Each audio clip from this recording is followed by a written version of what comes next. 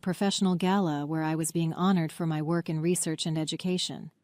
It was a night I'd been anticipating for weeks, a celebration of everything I'd built over the years. But as fate would have it, the moment I stepped into the restroom to take a breather, I came face to face with someone I hadn't seen in nearly 15 years. My mother. She was at the sink, reapplying her lipstick, looking every bit the part of the wealthy socialite she'd always been.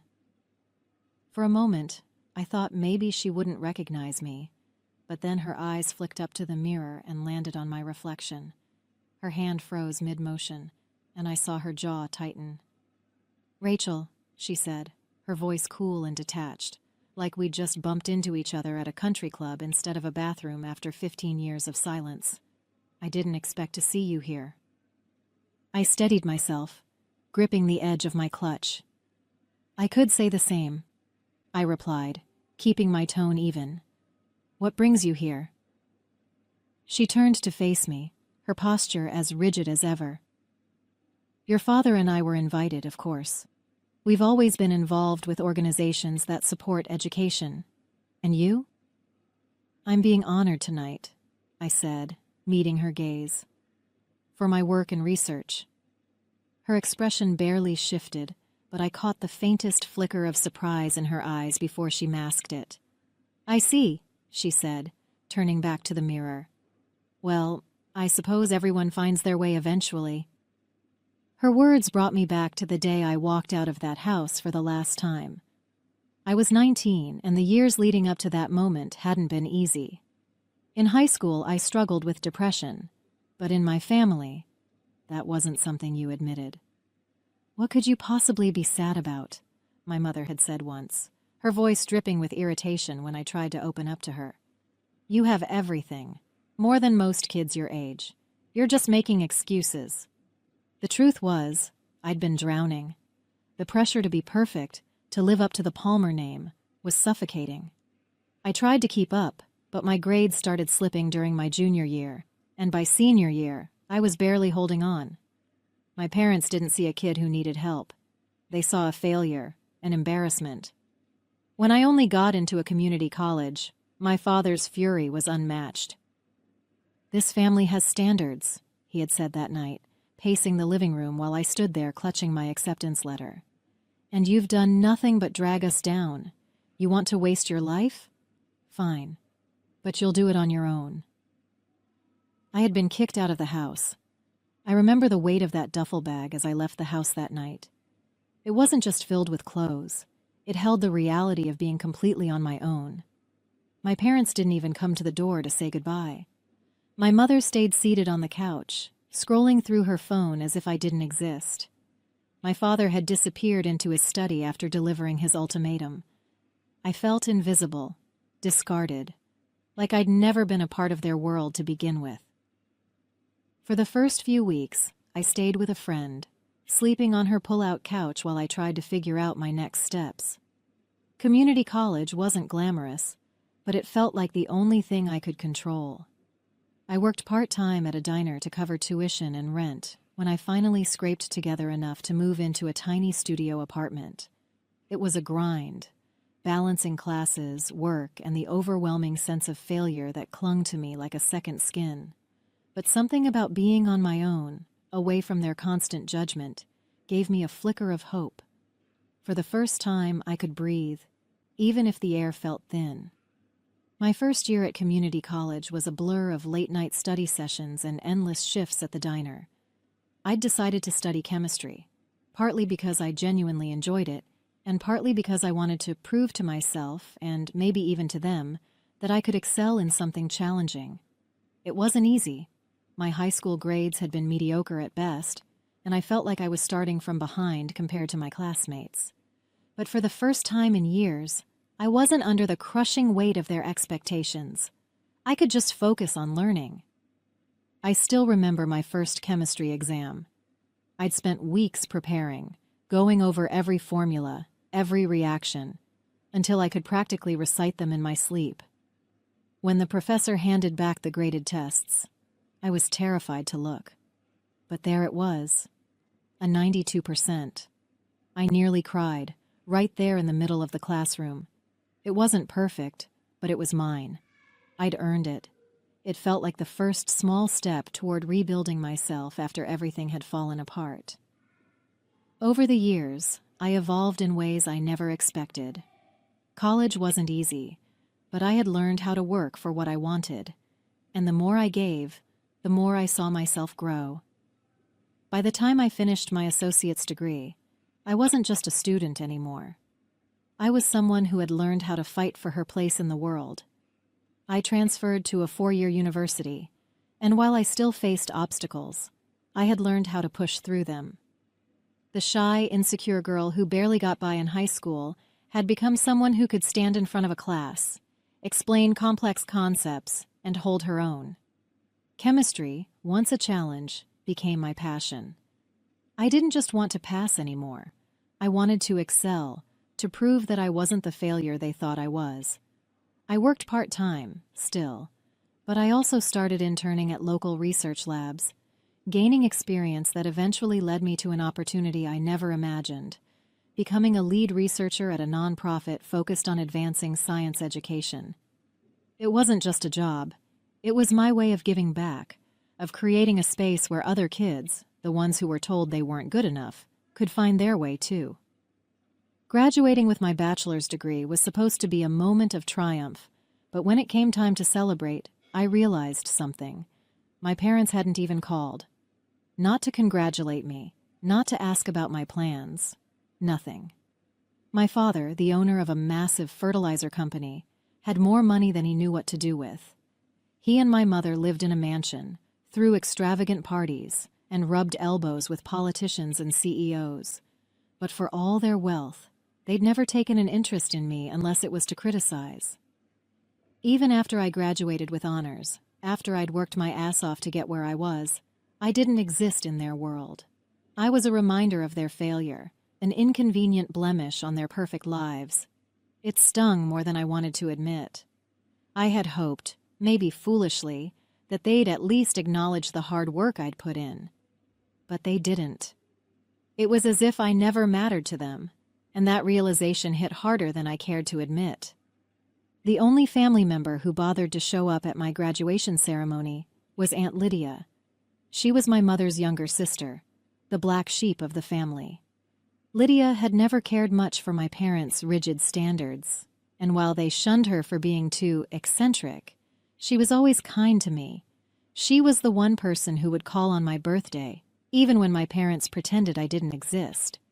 When I saw her in the crowd, I felt a lump form in my throat. She waved at me excitedly from the back, and after the ceremony, I found her in the parking lot, waiting with a huge bouquet of flowers. "You did it, kid," she said, pulling me into a tight hug. "I'm so proud of you." It was a small comfort, but it was something. It wasn't the cold silence I'd gotten from my parents. Aunt Lydia was the one who reminded me that family didn't have to mean perfection, that love could come from unexpected places. She didn't care that I hadn't followed the straight path they wanted for me. She cared that I had made it on my own, no matter the hurdles. A few months after graduation, I was wrapping up a research project at the university when one of my professors, Dr. Collins, pulled me aside.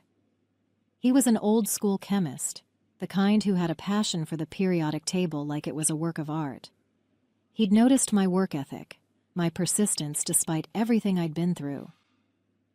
"Rachel," he said, his voice low and thoughtful, "I've been in touch with some colleagues at Oxford University. They're offering a research opportunity in environmental chemistry, and I think you'd be a perfect fit." At first I thought it was a joke. Oxford? One of the most prestigious universities in the world? Me?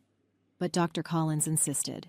He told me that this wasn't just a job, it was a chance to make real contributions to the field, and that I deserved the opportunity. "Don't let fear hold you back, Rachel," he said. "You've proven yourself. Now it's time to take that next step." I applied, hesitantly at first, not fully believing it could happen. The application process was rigorous, and I wasn't sure I'd make the cut. But then, weeks later, I received an email. We are pleased to inform you that you've been awarded a research grant for your proposed work in environmental chemistry at Oxford University. I moved to England without telling anyone. Not my parents, not any of my old friends. The only person who knew was Aunt Lydia. I called her a few days before I left, and she was the one who encouraged me to go. "You've worked too hard to let anything hold you back," she said. "Do this for yourself, Rachel." She understood why I needed to disappear, why I needed to escape the shadows of my past and carve out a new future without anyone's expectations hanging over me. I asked Lydia not to tell anyone else where I'd gone. I didn't want them to try and find me, didn't want the weight of their judgment pulling me back. So, I left, boarding a plane to Oxford, with nothing but a backpack, and the faint hope that this could be my chance to finally become the person I always dreamed of being. I settled into a small flat in Oxford and threw myself into my work. The first few weeks were tough, the language, the culture, the isolation. But the more I immersed myself in my research, the more I felt at home. I was working on projects that mattered, things that could make a real impact on the world. The chemistry I studied was no longer just about passing exams or proving myself to my parents. It was about changing the future. As the years passed, I completed my master's degree, and then, driven by the momentum of my research, I applied for a PhD. The process was grueling, but I was determined. I had found my place at Oxford, and there was no turning back. After several years of sleepless nights and endless lab experiments, I earned my PhD, becoming a respected researcher in the field of environmental chemistry. After finishing my PhD, the next step seemed almost too surreal to grasp. I was offered a position as a professor at the University of Cambridge. It felt like a dream I never dared to chase, not because I didn't think I deserved it, but because I never imagined I would be given the chance. I had worked so hard to get to this point, and yet, the recognition still felt like it was happening to someone else. At Cambridge, I was able to teach and mentor the next generation of students, something I hadn't expected to find so fulfilling. The freedom to shape minds, to pass on the knowledge and passion I'd gained, was beyond anything I could have imagined back when I was struggling through community college. I had gone from being the girl who didn't belong to someone who could stand at the front of a classroom and be taken seriously. But there was still a piece of me that was always looking over my shoulder, wondering if anyone back home knew where I was, if anyone cared enough to find out. I hadn't heard from my parents since I left. No calls, no letters, no attempts to reach out. I wondered if they even thought about me. As my mother turned back to the mirror, adjusting her lipstick, I felt a familiar weight settle in my chest. Her words, "Everyone finds their way eventually," echoed in my head, and I couldn't help but wonder if she really believed it. I thought about all those years I spent trying to meet their expectations, all the ways they told me I wasn't good enough. The community college rejection, the years of silence, and the way they acted like I didn't exist once I walked out of their house.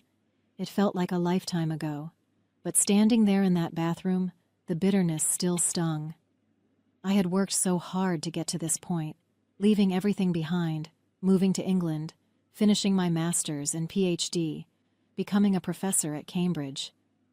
And yet, there she was, standing in front of me, acting like my entire journey had been some kind of afterthought.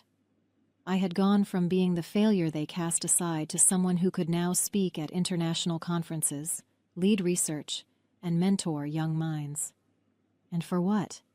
To stand here and have her offer me nothing more than a cold acknowledgement?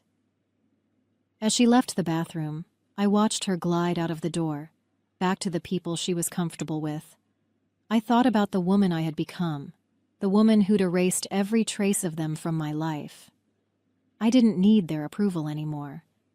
I'd built a life on my own terms, and even though they would never understand, that was enough. The gala ceremony began shortly after my mother disappeared into the crowd. I took a deep breath, trying to shake off the weight of that encounter. The clinking of glasses, the hum of polite conversation. It all felt distant now. It was time to take my place, to step into the role I had fought so hard to claim. The stage was set, the lights shining down on the sea of well-dressed guests, and the moment I had been anticipating for months was finally here. I made my way to the front, where they called my name, the words echoing through the room. Rachel Palmer, honored for her groundbreaking contributions to education and sustainable chemistry. The applause was deafening, but it felt strangely hollow, like I was listening to someone else's life unfold. I took the stage, trying to maintain a calm exterior, but inside, all I could think about was the fact that I was standing in front of an audience of people who knew nothing of the path I had taken to get here. No idea what it had cost me to get this far. The spotlight hit me, and I could feel my heart racing in my chest. This wasn't just a recognition of my work in chemistry. This was my way of showing the world that I was more than the person my parents had tried to make me believe I was. This was the moment where I stood on my own 2 feet, with nothing to prove to anyone but myself. As I stood there, still trying to absorb the magnitude of the moment, the host's voice rang out, drawing everyone's attention. And now, ladies and gentlemen, we have an exciting announcement. In recognition of the groundbreaking work in education and sustainable chemistry that will be honored tonight, a generous and anonymous donor has pledged a grant of $2 million to the recipient of this award. The room went quiet, and I felt every pair of eyes in the room shift toward me. My heart raced. This extraordinary contribution is intended to support the continued efforts of the recipient's research and further their impact on the world of education. I blinked, momentarily stunned. $2 million. The number hung in the air, surreal and overwhelming. But the announcement wasn't directly for me. It was for the recipient of the award, someone whose name hadn't been revealed yet. I was still processing everything when I heard the host's voice continue. This grant, though anonymous, will be bestowed upon the person tonight who has demonstrated exceptional dedication to their work in advancing chemistry and education. For a moment, I didn't know what to think. The enormity of the sum, the way it would change someone's life, was astounding. But there was something else in the air, something I couldn't shake. The realization that the donor didn't know it would be me. They didn't know I was the one being honored tonight. As the announcement echoed through the room, my eyes wandered across the crowd, trying to catch a glimpse of the people around me. But then, something caught my attention. A subtle shift in the crowd. Near the back, just beside the exit, I saw him. My father. He stood up abruptly, his face twisted in disgust. His eyes met mine for a brief moment, before he turned sharply and began to make his way toward the door. His movements were swift and deliberate, as if he couldn't get out of that room fast enough. I couldn't believe what I was seeing. The man who had rejected me all those years ago, the one who had kicked me out of his house, was leaving as soon as he heard the news of the grant. He didn't even stay to see who was being recognized for the award. My chest tightened as a mix of emotions washed over me: anger, disbelief, and something darker, more bitter. This was the moment I had been waiting for. A moment where everything I had worked for was finally being acknowledged, and he couldn't even bring himself to stay in the room to witness it. He couldn't stomach the fact that the daughter he had written off was now standing at the front of the room, receiving everything he had always expected from someone else. As my father made his way toward the exit, I couldn't shake the feeling that something was wrong. The strange weight of his sudden departure settled over me, but before I could process it, the announcer's voice sliced through the room again. "Ladies and gentlemen," the host continued, "we are incredibly fortunate to not only have a generous donor for tonight's award, but also a longtime supporter of education and sustainable chemistry. The $2 million grant, which will be awarded to the recipient of this honor, has been made possible through the contributions of Mosaic Fertilizers, a company led by one of the most influential figures in the fertilizer industry." Mosaic Fertilizers. My father's company. I froze. The donor, the one whose generosity had made this award possible, was my father's company. My chest tightened as the truth hit me. The man who had spent years treating me like an embarrassment, the one who had walked out of the room when he learned of my success, was the one funding this recognition. The irony stung deeply. The same man who rejected my path, who disowned me for pursuing a life that didn't fit into his perfect image, had unknowingly backed the very award that would be the crowning achievement of my career. It was almost too much to process, too much to bear in that moment. I stood there stunned as the announcer's words continued to echo in my ears. The applause around me felt distant, like I was hearing it from underwater. The weight of the grant, of everything that had just been revealed, hung heavily on me. My heart pounded in my chest, and for a brief moment I couldn't process any of it. "Thank you," I managed to say into the microphone, my voice shaky but steady enough. The words felt hollow, too small for what I was feeling, but I didn't have time to think about it. I had to get out of that room. I couldn't stand there another second, basking in the recognition that felt so empty. I turned abruptly, walked off the stage, and without another glance at the audience, I bolted for the back door. My steps quickened as I made my way through the hallway, heart racing, only one thought running through my mind. My father. I knew he'd left the room. I saw him walk out, his face a mixture of disgust and something else I couldn't quite read. But he couldn't just leave, not like this, not when everything had come full circle. I couldn't let it end like this, with him walking out on the one moment that proved everything he had tried to dismiss about me. I pushed through the door leading outside, scanning the area, my breath coming in quick bursts. There he was, standing by his car, his back to me. My feet moved on their own, and before I could stop myself, I was running. "Dad!" I called out, my voice almost cracking as I rushed after him. He didn't look back at first, his shoulders stiff, but when he finally turned around, I saw the bitter expression on his face. He had that same look I remembered from all those years ago, like everything was an insult to him. "What is it now, Rachel?" he asked sharply, his voice colder than I'd ever heard it. "You think I'm going to congratulate you?" I stopped just a few feet away, my heart hammering in my chest. I knew what this was about. He had no idea who the recipient of the grant was until they called my name. Until that moment, he thought he was just funding some good cause, sending money to the foundation, believing it was going to some worthy academic or researcher he could proudly point to. He didn't know it would be me standing there on that stage. He sneered, his lips curling into a bitter smile. I don't know whether to be disgusted or impressed, but here you are, taking my money. I'm sure that's exactly what you wanted, right?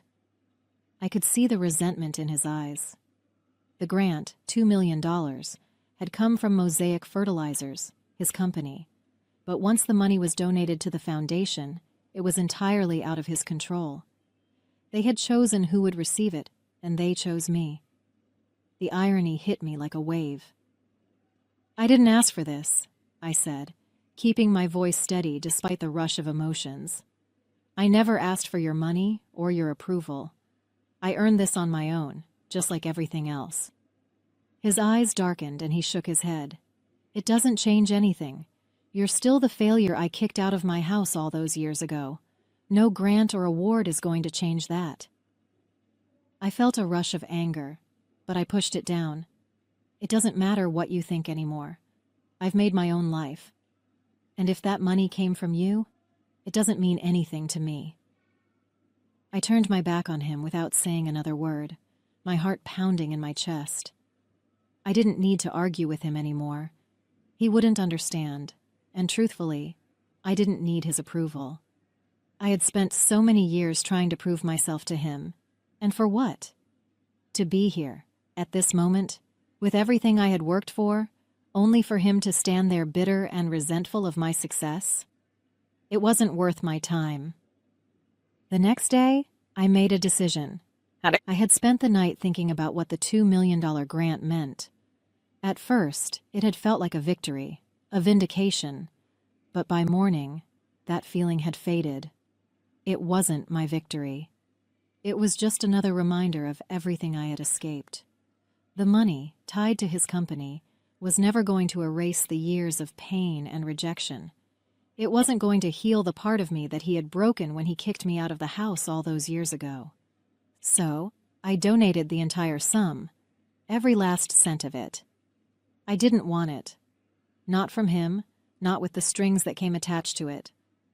Instead, I directed it toward funding scholarships for underprivileged students who had been overlooked, underestimated, and written off. I wanted to give them the chance to build something for themselves, without being crushed under the weight of expectations that didn't belong to them. The money that had once been tied to rejection and bitterness was now part of something greater, something that would outlast the sting of my father's judgment. I felt a quiet satisfaction as I pressed the donation button. For the first time, I realized that I didn't need his money, his approval, or his recognition. I had built my own legacy, one that would live on far beyond the walls of that gala.